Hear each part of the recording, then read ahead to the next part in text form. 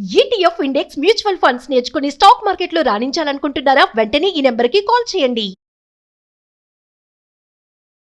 నమస్కారం. కార్తీక పురాణం 23వ భాగంలోకి వచ్చాం. అగస్త్య మహాముని, అత్రి మహాముని వీళ్ళిద్దరి యొక్క సంభాషణలో మనము పురంజయోపాఖ్యానం కథ వింటున్నాం కదా.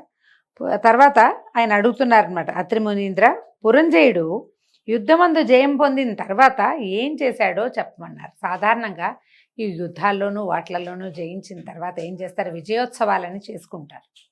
ఈ విజయోత్సవాల్లో మొట్టమొదట ఇట్లాంటి విజయాన్ని ప్రాప్తింపజేసినందుకు భగవదారాధన విశేషంగా చేస్తారు. తర్వాత నగరంలో ఉన్న బ్రాహ్మణోత్తములందరినీ గౌరవిస్తారు. ఈ విజయ యజ్ఞాలు కొన్ని రకాలు చేస్తారు. దాన ధర్మాదులు విశేషంగా చేసి విందులు వినోదాలు నృత్యగానాదులతోటి జనాలు ఎప్పుడు జరిగేదనమాట. ఒక రాజ్యంలో విజయం సాధించిన తర్వాత జరిగే కార్యక్రమాలు అవి. ఈయన ఎందుకంటే పురంజయుడు మొట్టమొదట ధర్మ మార్గంలో లేడు, అధర్మ మార్గావలంబిగా ఉన్నాడు. తర్వాత బోధింపబడి విష్ణు పూజను చేసి కార్తీక మాస వ్రతాలని ఆచరించి యుద్ధంలో జయించాడు. ఇప్పుడు జయించిన తర్వాత మళ్ళీ అతను పూర్వ పద్ధతిలోకి వెళ్ళాడా, లేకపోతే బోధింపబడిన సన్మార్గంలో ఉన్నాడా తెలుసుకోవటం కోసం అడుగుతున్నారనమాట. శత్రుబాధారహితమైన అయోధ్య పట్టణమందు పురంజయ మహారాజు సమస్త ధనుర్ధారుల్లోనూ శ్రేష్ఠుడై, ఇంద్రతుల్య పరాక్రమవంతుడై, సత్యవాదియు, సదా శుచియు, దాతయు, భోక్తయు, ప్రియవాదియు, రూపవంతుడును, అమిత కాంతివంతుడును, సమస్త యజ్ఞకర్తయు, బ్రాహ్మణ ప్రియుడును, ధనుర్వేదమందు వేదములయందు శాస్త్రములయందు ప్రవీణుడును, పూర్ణిమాచంద్రుని జనులకు వలె స్త్రీ ప్రియుడును, సూర్యుని వలె చూడశక్యము కానివాడును, శత్రువులను శిక్షించువాడును, హరిభక్తిపరాయణుడును, బలయుతుడు, కామక్రోధ లోభమోహ మదమాత్సర్యాలనేటువంటి అరిషడ్వర్గాలని జయించిన వాడును, కార్తీక వ్రతం చేత పాతకములన్నీ నశింపజేసుకుని వాడును అయి ఉండెను. సమస్త ధర్మగుణాలని అవలంబించాడు ఆయన.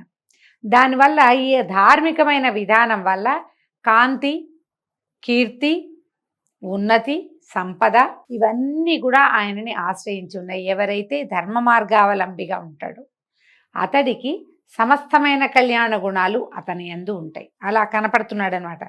ఈ విధంగా ఉన్నటువంటి పురంజయుడికి విష్ణు సేవ యందు బుద్ధి జన్మించింది. ఆ రోజు యుద్ధం నుంచి తనని తను కాపాడుకోవటానికి, జయం పొందటానికి చేసిన వాడుగా లేడతను. అంతేకాదు, అవాళ ఒక్కరోజు నేనంత అర్చన చేస్తే నాకు ఇలాంటి జయాన్ని పట్టించిన వాడైనటువంటి హరిని నిరంతరము సేవించాలని వచ్చింది. నేను ఎలా హరిని ఆరాధిస్తాను, ఏ దేశమందు, ఏ మాసమందు, ఏ క్షేత్రమందు సురక్షితంగా సుఖంగా ఆరాధిస్తాను అని ఇలా ఆలోచించేవాట. ఇలాంటి ఆలోచనల్లో ఉన్న అతనికి ఒక ఆకాశవాణి వినపడిందట. ఏమైంది? ఓ పురంజయ, శీఘ్రముగా కావేరికి పొమ్ము, అచట శ్రీరంగమును దివ్యక్షేత్రము కలదు, అచట శ్రీరంగనాథుడు వసించి ఉన్నాడు, కాబట్టి సంసార ఛేదము చేయువాడైనటువంటి శ్రీరంగ నిలయుని సేవించుము అని చెప్పి ఊరకుండెను. నేను ఆలోచిస్తూ బాగా తీవ్రంగా ఉన్నాడనమాట. ఆయనకి ఆకాశవాణి వినిపించింది, కావేరీ పట్టణ నదీ తీరంలో ఉన్నటువంటి శ్రీరంగనాథుడిని సేవించు అని. ఆ మాట విని రాజు అయోధ్య పట్టణాన్ని విడిచిపెట్టి తన చతురంగ బలాలతో అనేక క్షేత్రములను తీర్థములను చూచుతూ కావేరీ మధ్యనున్న శ్రీరంగం చేరెను. మన కథ ప్రకారం ఈయన ఎక్కడున్నాడండి? అయోధ్యలో ఉన్నాడు. ఈ అయోధ్య ఎక్కడుంది? ఇప్పుడు మనం సేవిస్తున్న అయోధ్య రాముల వారు పుట్టింది ఉత్తరప్రదేశ్. అక్కడి నుంచి శ్రీరంగం అంటే తమిళనాడు చేరాలి. ఆ కాలంలో ఏముంది ట్రాన్స్పోర్టేషను, జనరల్ ట్రాన్స్పోర్టేషన్లు అంటే సాధారణమైనటువంటి ఇవేమీ లేవు. వీళ్ళు ఏనుగులు, గుర్రాలు, రథాలు వేసుకుని ఈ యుద్ధ కాలంలో ఎలాగా సేనలు అన్నిటినీ నదులు నదాలని వాటిని దాటుకుంటూ అరణ్యాల్లోంచి మధ్యలోంచి ప్రయాణం చేస్తూ యుద్ధాలకు ఎలా వెళ్ళారో అలాగే ఈయన ఈ తీర్థయాత్ర కూడా వెళ్ళాడు. ఆ రోజుల్లో తీర్థయాత్ర క్రమం ఎలా ఉండేది? రాత్రిళ్ళు దీపాలు ఉండేవి కాదు, పగలే ప్రయాణం. అందుకని పగలంతా ప్రయాణించి సాయంకాలం ఒక సురక్షిత ప్రాంతానికి చేరి అక్కడ దండు విడిసి ఉన్నారు. మొత్తం అంతా ఉండి రాత్రి పడుకుని సాయంకాలం వంటకు సరిపడాటువంటి సాధనాలు చూసుకుని, నీళ్ళు ఎక్కడున్నాయో తెలుసుకుని అక్కడ ఉండి గుడారాలు, పటకుటీరాలు అవి నిర్మించుకుని అక్కడ ఆగి రాత్రి నిద్రించి ఉదయం చుట్టుపక్కల ప్రాంతాల్లో ఉన్నటువంటి బ్రాహ్మణులు, పురప్రముఖులు ఎవరైనా వచ్చి కలిసి ఇక్కడ ఫలానా క్షేత్రం ఉంది, ఫలానా స్వామివారు వేయించేస్తున్నాడు, ఫలానా అమ్మవారు విశేషమైన సేవ స్వరూపంలో కనపడుతుంది అని బోధింపబడి వారిని సేవించుకుని, అంటే ఏ ఏ ప్రాంతంలో ఆగారో ఆయా ప్రాంతాల్లో ఉన్నటువంటి అన్ని దేవళాలని విశేషంగా సేవించుకుని ఓ రోజో 2 రోజులు దానికి అయ్యాక మళ్ళీ అక్కడి నుంచి ప్రయాణ పలసట కొంచెం తీరంగానే మళ్ళీ బయలుదేరటం. ఈ మధ్యలో అడవులు అవి ఇవి, చెరువులు దొరువులు, నదులు నదాలు ఇవన్నీ దాటుకుంటూ ఎన్నో రోజులు ఎంతో కాలము ప్రయాణించి అయోధ్య పట్టణాన్ని విడిచి కావేరీ మధ్యలో ఉన్నటువంటి శ్రీరంగపట్టణానికి చేరాడట. అట్లా చేరి కార్తీక మాసం అంతా అక్కడే ఉన్నాడు. అంటే ఈయన ముందు కార్తీక మాసానికి 4 నెలల ముందే ఇంచుమించుగా ఏ జ్యేష్ఠంలోనో ఎండాకాలం విడిపడుతుండగా బయలుదేరారు. ఈ రోజులన్నీ కూడా వర్షపు రోజులన్నీ కూడా ప్రయాణంలో ఎంత కష్టపడి ఉంటారో. ఈ కాలంలో మనకి ఇన్ని రకాల సౌకర్యాలు ఉండి కూడా మనం వర్షాకాలం ప్రయాణం అంటే దుర్భరం, దుష్కరం, భరించలేము, కష్టము రెండూను. మరి ఆ కాలంలో వాళ్ళు ఎట్లా చేశారో వ్యయ ప్రయాసలకి ఓర్చి ఎంతో శ్రమ కోర్చి కార్తీక మాసంలో శ్రీరంగానికి చేరాడు. చేరిన తర్వాత మొత్తం కార్తీక మాసం అంతా అక్కడే ఉండి శేషసాయి అయినటువంటి శ్రీరంగనాథుడిని సేవించుతూ పూజించుతూ కార్తీక వ్రతాన్ని చేసుకున్నాడట. ఎందుకు కార్తీక వ్రతంలో? ఈ కార్తీక పురాణంలో మనకు ప్రఖ్యాతంగా చెప్పబడింది ఏమిటి? కార్తీక దామోదర ప్రీత్యర్థం శివారాధనం కరిష్యే అని చెప్పుకోవాలి. కార్తీక దామోదర ప్రీత్యర్థమే విష్ణువారాధనం, సాలగ్రామారాధనం, దీపదానం, బ్రాహ్మణ భోజనంచ సమస్తమైనవి కార్తీక దామోదర ప్రీత్యర్థమే చేయవలసినటువంటి విధి ఉన్న కార్తీకంలో స్వయంగా దామోదరుడే నిద్రాముద్రాభిరాముడుగా వెలసి ఉన్నటువంటి శ్రీరంగంలో ఈ కార్తీక మాసం పూర్తిగా అక్కడ స్వామిని సేవించుకుంటూ కావేరీ నది స్నానం చేస్తూ స్వామివారిని సేవిస్తూ విశేషంగా ఈ పురంజేయుడు గడిపాడట. కృష్ణ కృష్ణ అని గానం చేస్తూ గోవింద వాసుదేవాన్ని నిరంతరము కీర్తిస్తూ విష్ణు పూజా పరాయణుడై స్నానదాన జప హోమములు దేవాభిషేకములు చేయిచు నాగసాయిని విధియుక్తంగా ఆరాధించి మాసమంతయు ఇట్లు వ్రతాన్ని సల్పి మాసాంతమందు ఉద్యాపన చేసి తన పట్టణమునకు బయలుదేరను. మళ్ళీ కార్తీక మాసంలో చివరికి అయిపోగానే పాడ్యం నాడు మార్గశిర శుద్ధ పాడ్యమి విధి తదియల్లో బయలుదేరాడట. మధ్యనున్న దేశాలు వెళ్ళేటప్పుడు కొన్ని చూశాడు, వచ్చేటప్పుడు కొన్ని చూసుకున్నాడు. మధ్యలో ఉన్న అనేక దేశాలని చూచుచూ సమృద్ధమైన తన దేశమునకు పోయి అందున్నటువంటి అయోధ్య పట్టణాన్ని చూశాడు. అక్కడికి వెళ్ళాడు.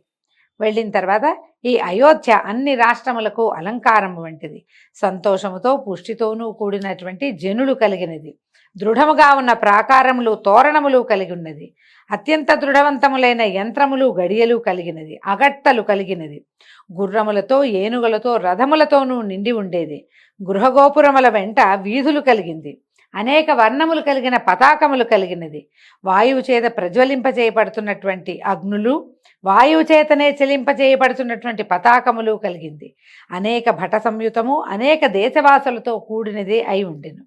అచట బ్రాహ్మణులు సర్వశాస్త్రవేత్తలు, క్షత్రియులు శత్రు సైన్య భేదకులు, వైశ్యులు సర్వరత్న దాతలు, శూద్రులు సర్వసంపదలను అనుభవించువారుగా ఉండే. చాతుర్వర్ణాల వాళ్ళు అమోఘంగా ఉన్నారు, సంపదతో కూడి ఉన్నారన్నమాట.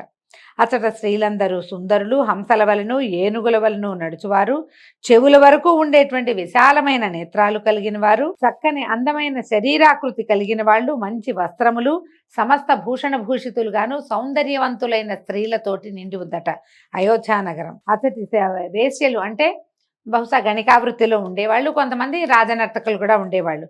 సంగీతమందు నృత్యమందు నిపుణులు, సౌందర్యంతో లావణ్యంతో కూడి ఉండేవారు, నిత్యానంద యుక్తులు, మదోన్మత్తులు, సమస్త స్త్రీగుణభూషితులై చూచుటలోనూ మాట్లాడుటలోనూ కూడా బహునేర్పరులై సభలలోనూ రాజమార్గాల్లోనూ రచ్చలలోనూ ఆటలాడుతూ ఉండేవాళ్ళు. అంటే హాయిగా సంచరించేవాళ్ళు జనం. అతడి కుల స్త్రీలు గుణవంతులై సర్వాభరణ భూషితులై పాతివ్రత్య పరాయణులుగా ఉండేవారు. ఓ అగస్త్యమనుంద్ర, అచ్చటి మనుషులందరూ తమ తమ వర్ణాశ్రమ ధర్మములందు స్థిరముగా ఉన్నారు. పురంజేయుడు ఇట్లా ఉన్నటువంటి తన పట్టణాన్ని చూసి ఎంతో సంతోషించి యథారాజా తథా ప్రజ అను న్యాయాన్ని బట్టి రాజు న్యాయవర్తి అయినందువలన ప్రజలు కూడా న్యాయమందే ఉన్నారని తెలుసుకొని ఎంతో సంతోషించాడట. పౌరులందరూ రాజు వచ్చుట విని వేవేలుగా గుమిగూడారు. రాజు మీద పేలాలు పుష్పములు చల్లారు. ఈ లాజాలు చల్లటం, పేలాలంటే ఇవేనండి, మన పాప్కార్న్ అంటాం కదా, కానీ కార్న్ పాపులు కావవి. లాజలంటే వడ్ల పేలాలు. ఆ పేలాలు పువ్వులు చల్లుతారు.